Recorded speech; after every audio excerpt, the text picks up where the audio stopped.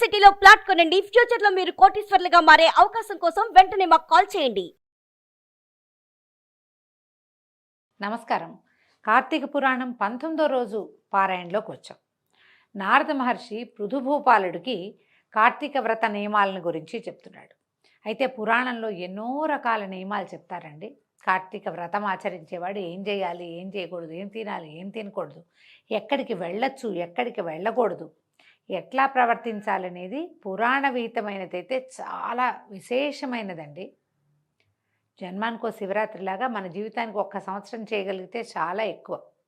కానీ ఈ కాలంలో మనం కొన్ని తరాలుగా ఇది ఎప్పటి సంగతి వింటున్నాం మనం? కార్తీక పురాణము వ్యాసభగవానుడు రాసింది స్కాంద పురాణ అంతర్గతం కదా. పద్మపురాణంలో ఇది పౌర్ణమి తర్వాత పద్మపురాణంలో ఇది చెప్పుకుంటున్నాం అనుకోండి. స్కాంద పురాణము పద్మపురాణము రెండు కూడా వ్యాస మహర్షి వ్యాసప్రోక్తాలు కదా, వారు రచించినవి.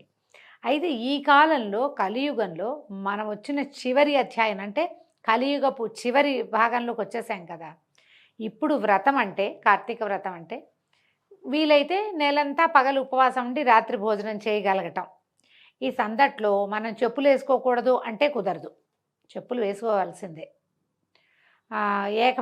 ప్రతిరోజు మనం నదీ స్నానం చేయాలంటే సాగకపోవచ్చు మనకి. తర్వాత ఇంకా ప్రయాణాలు చేయకూడదు, కుదరకపోవచ్చు. ఆఫీసు ఉద్యోగాలు ఉన్నవాళ్ళు కార్తీక వ్రతం ఉన్నప్పటికీ, కార్తీక మాసంలోనే ఉన్నప్పటికీ ఏ మీటింగులకో ఎక్కడికో క్యాంపుకో దేనికో వెళ్ళవలసే వస్తుంది ఎంతో కొంత. మన జీవన గమనానికి పూర్తిగా యాప్ట్గా కరెక్ట్గా సరిపోయేదైతే ఇది కాదు. ఇందులో నుంచి కొన్ని సూక్ష్మ రూపంగా కొన్ని విధానాలు మనం తీసుకుని పాటిస్తున్నాం. సోమవారాలు ఉపవాసం ఉంటాం, పగలు ఉపవాసం ఉండి రాత్రి భోజనం చేస్తాము. తర్వాత ఏకాదశులు ఉపవసిస్తాము. కొన్ని చోట్ల ప్రాంతాల వారీగా అవకాశం ఉన్నవాళ్ళు రాత్రిపూట జాగరణ కూడా చేసే అవకాశం ఉంటుంది. ఉద్యోగం ఉన్నవాళ్ళు, ఉండలేని వాళ్ళు జాగరణ ఎక్కడ చేస్తారు? జాగారాలు లేవు, తగ్గించుకున్నాము. చేస్తారు కొంతమంది, తగ్గించేసుకున్నాము. మర్నాడు ఖచ్చితంగా ద్వాదశి నాడు బ్రాహ్మణ భోజనం, ఎవరికైనా బ్రాహ్మణుడికి భోజనం పెట్టే భోజనం చేయాలి. అది సాధారణంగా కుదరదు, వెతుక్కోవాలి. ఇవన్నీ సమస్యలు కాబట్టి సూక్ష్మాంశంగా అయినా మనం కార్తీకాన్ని విడిచిపెట్టకుండా, వదిలేయకుండా చేస్తూనే ఉన్నాం. ఈ పుస్తకంలో చెప్పినట్టుగా అలాగ చేయలేకపోతున్నాము, ఇది తప్పేమో పొరపాటేమో అన్న భావజాలల్లోకి వెళ్ళబోకండి. మానేయటం కంటే చేయడం మంచిది. చేసేటప్పుడు ఎంతో కొంత చెయ్యాలి తప్పకుండా. కాబట్టి ఈ విధానాలు పురాతనమైనవని తెలుసుకుందాము. అప్పుడు ఏం చేసేవాళ్ళు, ఏం చెప్పబడింది అనేది వినయంతో వినడమే ఈ కార్తీక పురాణపు లక్ష్యం. సరే చూద్దాం ఇప్పుడు ఏం చెప్తున్నారు. కార్తీక వ్రతస్థులకు నియమాలు చెప్తున్నారు. ఈ వ్రతస్థుడు మాంసము, తేనె, రేగుపళ్ళు, నల్లావాలు, ఉన్మాదకాలని భుజించకూడదు. మనం ఇప్పుడు ఉపవాసం అనగానే నీళ్ళల్లో తేనె వేసుకుని తాగండి, కొంచెం షుగర్స్ అందుతాయి అని చెప్తున్నామండి. ఇందులో మాత్రం తినకూడదని చెప్తారు. ఈ ఉన్మాదకాలంటే కొంతమందికి చూడండి, మనం పాన్పరాగ్ లాంటివి నోట్లో వేసుకుంటే ఒక శాంతంగా ఉంటుంది, అలాంటివి వేసుకుని అవి ఇప్పుడు తీసుకోకూడదు. అంటే మనల్ని ప్యాసిఫై చేసేవేవి పుచ్చుకోకూడదు అన్నమాట. తర్వాత పరాన్న భుక్తి, వేరే వాళ్ళ ఇంట్లో భోజనం చేయకూడదు ఖచ్చితంగా. తర్వాత పరద్రోహము, పక్కవాడిని ఎవరికి ద్రోహం చేయకూడదు.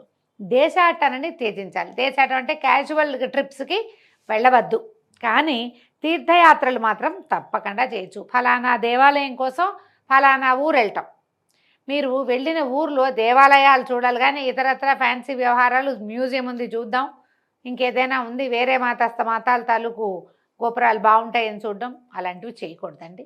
తర్వాత మన పార్కులు అవి చూడకూడదు. మీరు వేరే ఊరు వెళ్తే తప్పకుండా దేవాలయ దర్శనం మాత్రమే, తీర్థాటనగానే వెళ్ళాలట. దేవ బ్రాహ్మ గురు రాజులను, స్త్రీలను, గోవ్రతస్థులను దూషించకూడదు. ఈ సమయంలో ఈ నెల రోజులు ఇది మనం చేయగలుగుతాం. దైవ దూషణ పనికిరాదు, బ్రాహ్మణ దూషణ పనికిరాదు. గురువు మనకు ఎవరైతే మనకు నేర్పిస్తారు, ఇప్పుడు ఇదివరకు అట్లాగా మనకి గురువు లేరు, మనకున్నదంతా టీచర్లే, వాళ్ళనే మనం గురువులుగా భావిస్తాం. లేదా మన తాలూకు ప్రాజెక్ట్ హెడ్స్ కూడా మనకి గురువులే, ఎవరో మనకి నేర్పిస్తారు, వాళ్ళని కూడా గురువుగానే భావించాలండి. వాళ్ళని దూషించకూడదు. తర్వాత రాజు అంటే ఇప్పుడు రాజులు లేరు కదా, అధికారులు అనుకుందాం, లేదా పదవిలో ఉన్నవాళ్ళు దూషణకి దిగకూడదు. స్త్రీలని దూషించకూడదు. తర్వాత గోవ్రతస్థులు, ఇలాగే మనలాగా వ్రతంలో ఉన్నవాడిని అసలు దూషించకూడదు. మనలాంటి వ్రతంలో ఉన్నవాడిని దూషించామా భగవంతుడిని దూషించినట్టే, వెంటనే శాపాలు వచ్చేస్తాయట.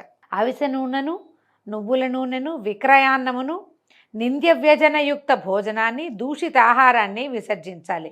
అవిసె నూనె, నువ్వుల నూనె తినకూడదు కార్తీక మాసంలో. అవిసె నూనెలు మనం ఎట్లాగూ తినం, ఎప్పుడో ఒకసారి ట్రై చేస్తాం, కానీ అవిసె నూనె డబ్బాలు కొనుక్కుని చాలామంది మానేస్తారు. అది మహాజిగురు బంకలా ఉంటుంది, ముట్టుకోరు దాన్ని. నువ్వుల నూనె వాడుకుంటాం వంటల్లో, దాన్ని మానేయాలట.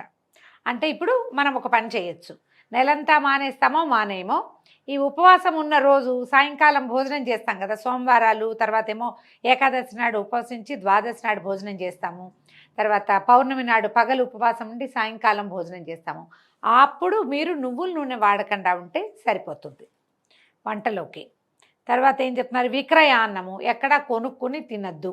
అంటే మనం ఏదైనా ఊరు వెళ్ళినప్పుడు ఇక తప్పదు కదంటే అప్పుడు దేవుడికి నమస్కారం చేసుకుని, పురాణాల్లో చెప్పబడింది, కానీ నాకు కుదరటలేదు, నేను వేరే ఊరు వచ్చాను. మనం తీర్థయాత్రకు వెళ్ళినప్పుడు కూడా అన్నం కొనుక్కుని తినే రోజేనండి, కలియుగం కదా ఇది. చేయలేనప్పుడు ఇక ముందుకెళ్ళిపోవటమే. తర్వాత నింద్య వ్యజన భోజనయుక్తం, ఏదైనా ఈ కూరలు మంచివి కాదు అని చెప్పిన వాటిని తినడం. ఉల్లిపాయలు వేసింది పనికిరాదండి, తినకూడదు. తర్వాత దూషిత ఆహారము, ఏదైనా కొంచెం కలుషితమైంది అలా అనుమానం వస్తే, అంటే నిలవబడింది, అవి తినకూడదు అనమాట. ప్రాణి సంబంధిత మాంసచూర్ణాలు, ఆమ్ల సంబంధితాలైన నిమ్మకాయలు, కొర్రల వంటి హీన ధాన్యాలు, అంటే తృణధాన్యాలు అంటున్నాం కదా మనం. ఇంకా ఆ పురాణంలో మాత్రం హీనధాన్యం అని చెప్పారండి, అలా ఎందుకు చెప్పారో తెలీదు, కానీ చెప్పబడింది. సద్దన్నాన్ని రాత్రికి పొద్దున వండిన అన్నాన్ని సాయంకాలం ఉపవాసం విడిచేటప్పుడు తీసుకోవద్దు, పనికిరాదు. సద్దన్నాన్ని స్వీకరించద్దు.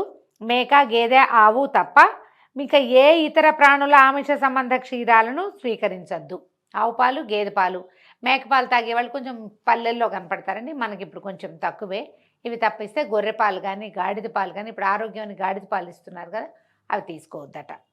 తర్వాత బ్రాహ్మణుల చేతే అమ్మబడే రసాలను, భూజాత లవణాలను విసర్జించాలి. ఇదేమిటో మనకు పెద్దగా తెలియదండి, ఆ కాలంలో జరిగేదేమో. రసాలు తీసుకోకూడదట, భూజాత లవణాలు. నేను అనుకుంటాను ఇది సైంధవ లవణము అది పనికిరాదని వీళ్ళ పాయింట్ ఏమో అనుకుంటున్నాను, అదైతే తెలీదండి. రాగి పాత్రల్లో ఉంచిన పంచగవ్యము, చిన్న చిన్న గుంటల్లో ఉండే నీళ్లు, దైవానికి నివేదించబడని అన్నము, ఈ మూడు మాంసతుల్యాలుగా చెప్పబడుతున్నాయి. మనం మొట్టమొదట కార్తీక పురాణం గురించి, కార్తీక మాసం గురించి చెప్పుకునేటప్పుడు కొన్ని వాక్యాలు చెప్పుకున్నామండి. ఇప్పుడు మళ్ళీ వాటిని చెప్దాం. కార్తీక మాసంలో ఉపవాసం అంటే సాధారణంగా ఆహార స్వీకారం చేయకుండా ఉండడమే ఉపవాసం అని మన లోక సహజంగా చెప్పుకునేది.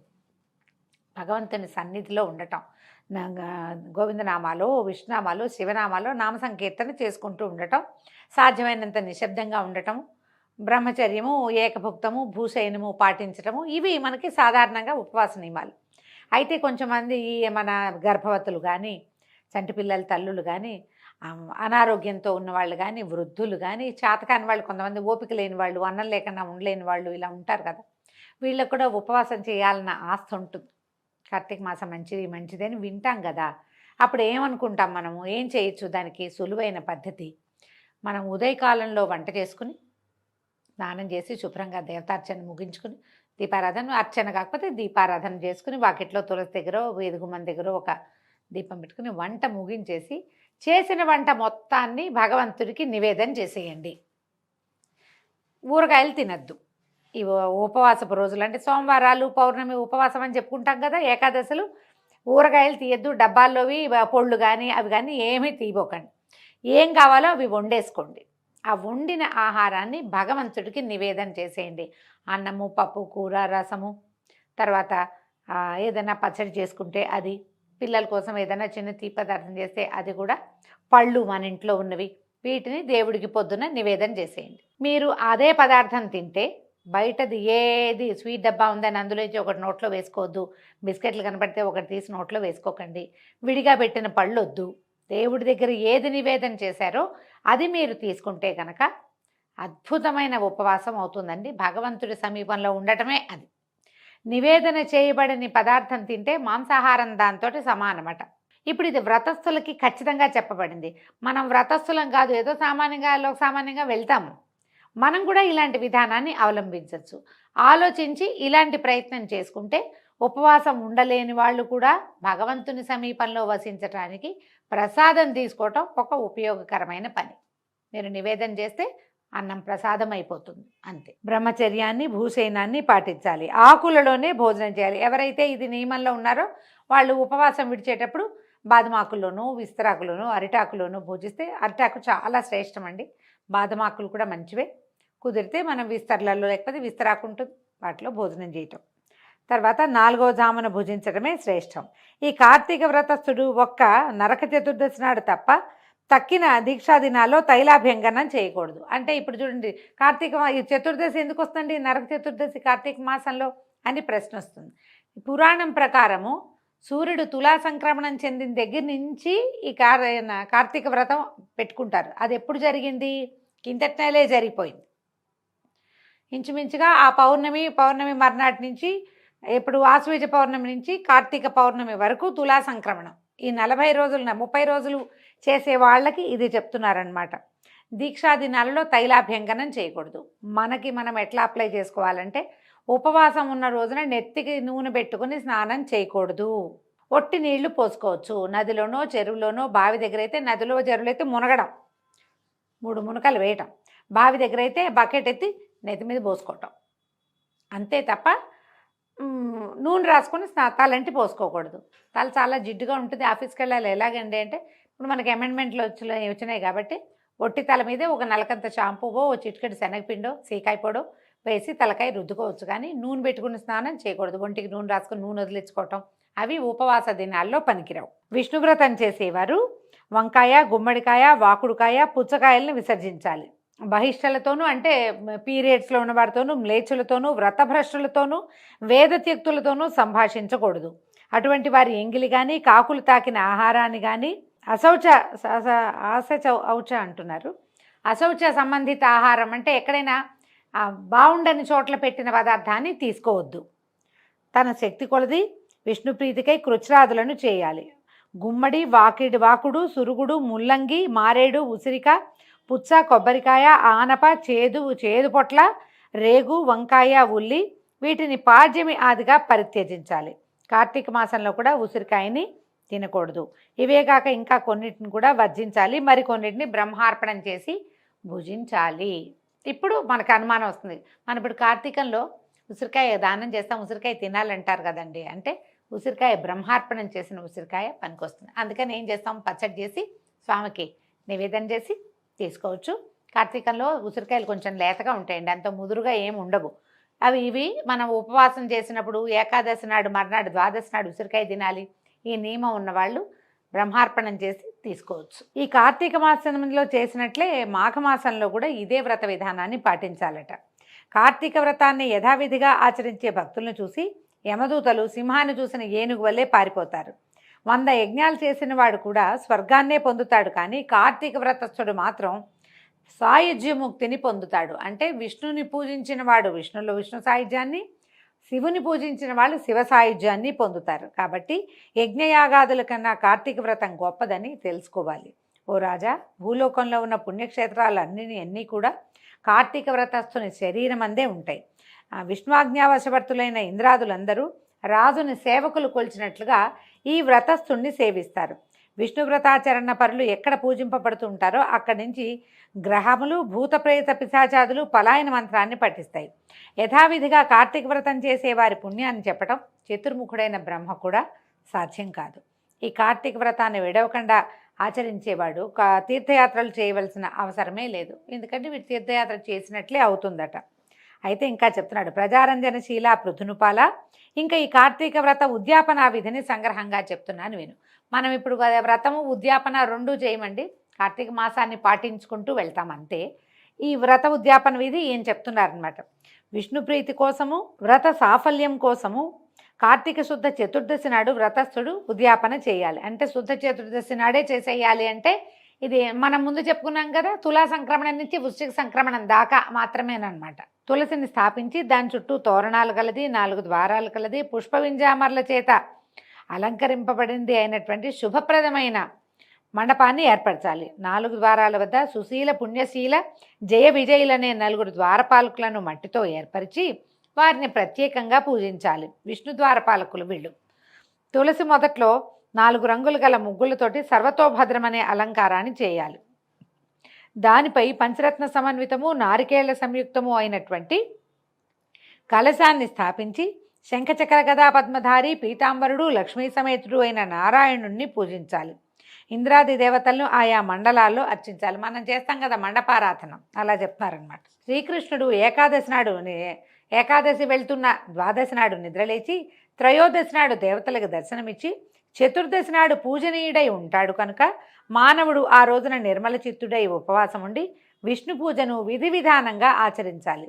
గురువుల ఆజ్ఞ ప్రకారము శ్రీహరిని సువర్ణ రూపమందు ఆవాహన చేసి షోడశోపచారాలతో పూజించి పంచభక్ష్య భోజ్యాలను నివేదించాలి. గీత వాద్యాది మంగళ ధ్వనులతో ఆ రాత్రి నుండి సేవించుచు మరునాడు ప్రాతకాలము కాలకృత్యాలు నెరవేర్చుకొని నిత్యక్రియలను ఆచరించాలి. పిదప నిష్కల్మషాంతరంగుడై హోమం చేసి బ్రాహ్మణ సమారాధన చేసి యథాశక్తి దక్షిణలు ఇవ్వాలి. ఈ విధంగా వైకుంఠ చతుర్దశి నాడు ఉపవసించిన వాడు విష్ణు పూజ చేసిన వాడు తప్పక వైకుంఠాన్నే పొందుతున్నాడు.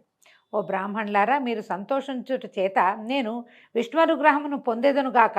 ఈ వ్రతాచరణ వల్ల గత 7 జన్మలలోని నా పాపములు నశించుగాక, నా కోరికలు తీరునుగాక, గోత్రవృద్ధి స్థిరమగుగాక అని బ్రాహ్మణులను నానావిధ క్షమాపణలు కోరుకోవాలి. నేను ఎప్పుడైనా అపచారాలు చేసుంటే నన్ను క్షమించండి.